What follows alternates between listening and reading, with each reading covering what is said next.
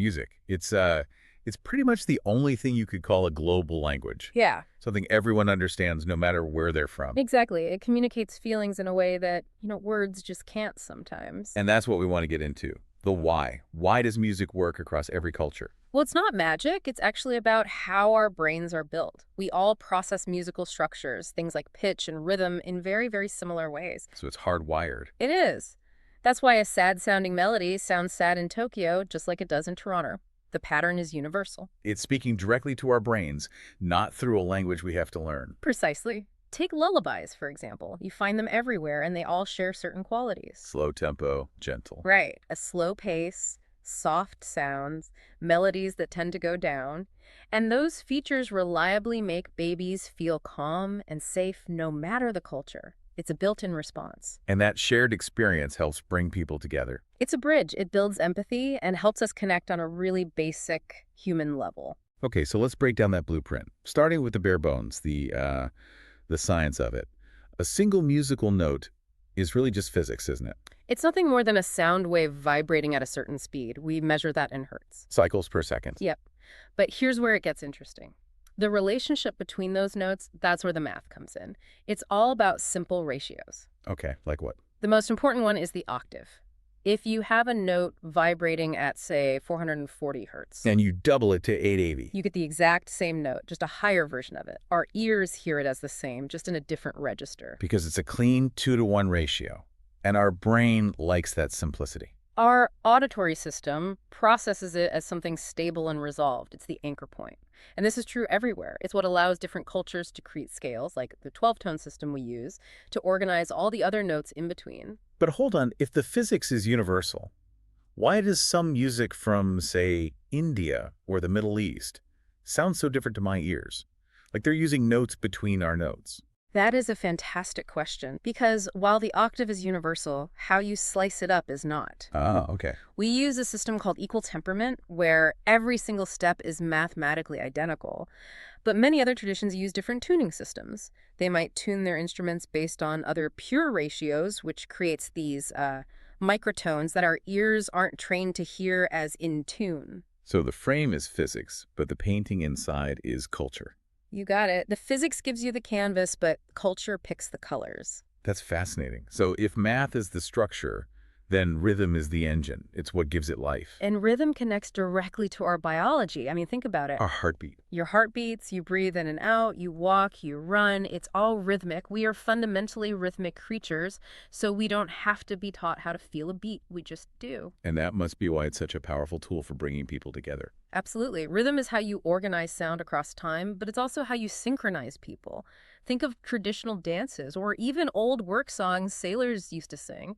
To pull the ropes at the same time. Exactly. It coordinates the group. That's why you find percussion, instruments, drums, shakers, anything you can hit in literally every civilization we've ever studied. And it has an immediate effect on your body. Yeah. You hear a fast beat, your heart rate goes up. It's a direct line to your nervous system. Fast tempos, maybe 120 beats per minute or more, create excitement, energy. Slow tempos, around 60 or 70 BPM, are closer to a resting heart rate.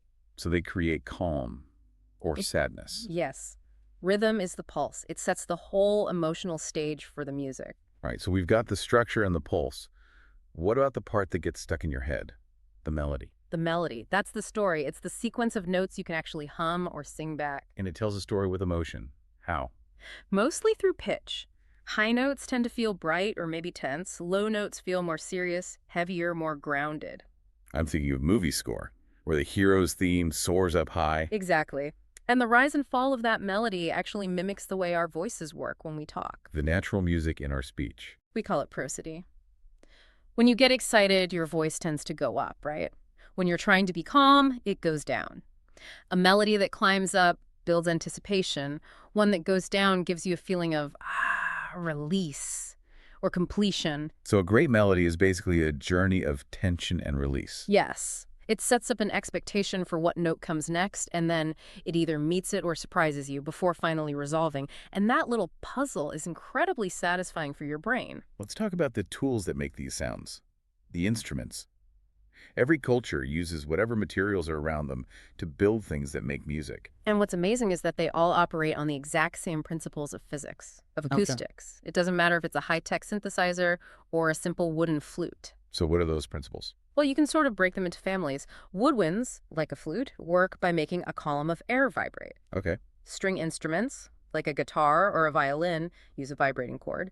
And brass instruments, like a trumpet, use the vibration of the player's own lips. They're all just different ways to create and control a vibration. That's all they are. Machines for managing vibration. But they sound so incredibly different. A flute and a trumpet can play the same exact note, but you'd never confuse them. What is that quality? That quality is called timbre, or tone color. It's the sonic fingerprint of an instrument. And where does that fingerprint come from? It comes from something called overtones. When an instrument plays a single note, it's not just producing that one frequency, it's also producing a whole series of other fainter notes above it. Kind of like a quiet echo. Sort of. They're called harmonics, and the unique combination of which of those harmonics are loud and which are soft is what gives an instrument its specific sound.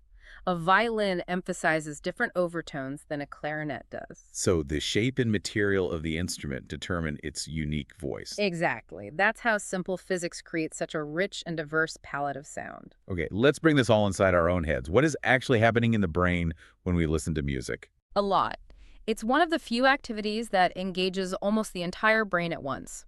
You're using the auditory parts, obviously, but also the parts for memory, emotion, and even movement. That's why a song can just transport you back in time. Instantly. Yeah. Your brain has linked that sound to a memory, to a feeling. I've also heard that actually playing an instrument gives your brain an even bigger boost than just listening. Is that true? Oh, absolutely. Listening is great, but playing is a full-body workout for your brain.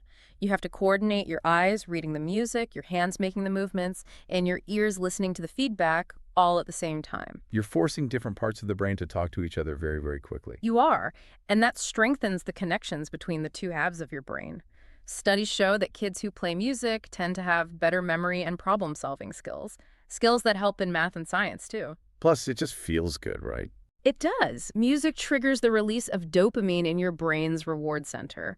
Our brains are pattern-detecting machines, and music is just this incredibly rich and rewarding source of patterns to figure out. Now, let's zoom back out. We've talked about the brain, but music is also crucial for groups, for society. It's the ultimate social glue. I mean, think about all the major life events, weddings, funerals, graduations. They all have a soundtrack. They do. The music sets the emotional tone and lets everyone in the community share that feeling together. It elevates the moment. And you see that on a huge scale, too. Yeah. Like with national anthems at a sporting event. It's an instant unifier. It creates a sense of shared identity. And folk songs have done that for centuries, passing down a community's history and values from one generation to the next. Is there one really cool specific fact about how music connects us as a group? My favorite is the heart rate synchronization. When a group of people sings together, like in a choir, their breathing and even their heartbeats often start to line up. It's an involuntary physical response. It creates this profound, deep sense of unity and bonding.